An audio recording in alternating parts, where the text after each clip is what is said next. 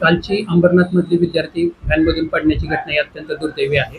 त्याच्यामध्ये 2 विद्यार्थी अपघातग्रस्त झालेले आहेत आणि आता त्यांची तब्येत चांगली आहे. तर आम्ही त्याच्याबद्दल शाळेकडून अहवाल मागवलेला आहे. तर त्याच्यातून असं कळतंय की ते जी व्हॅन होती, ती पालकांनी त्यांच्या स्तरावर हायर केलेली होती. ती शाळेची स्कूल बस नव्हती आणि जो ड्रायव्हर होता, त्या ड्रायव्हरनी विद्यार्थ्यांना ने-आण करण्यासाठी जे आर-टी-ओ विभागाचं परवानगी, आवश्यक परवानगी होत्या, त्या कुठल्याही घेतलेल्या नाहीत. त्याबद्दल त्याविरोधात एफ-आय-आरही दाखल झालेला आहे.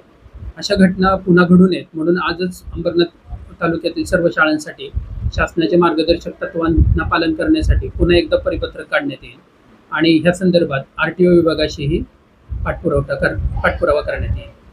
पालकांनी ज्या वाहनातून आपल्या मुलांची ने-आण शाळेकडे होते आहे, त्या वाहनाकडे, त्याच्या चालकाकडे तशी ने-आण करण्याचा परवाना आर-टी-ओ विभागाकडून प्राप्त झालेला आहे का, याची तपासणी करणं, त्याची शहानिशा करणं हे आवश्यक आहे आणि त्यामुळे अशा घटना टाळता येतील. त्याच्यावर कोणाचं तरी नियंत्रण जे संबंधित विभागाचं आहे ते आहे असं आपण म्हणू शकतो.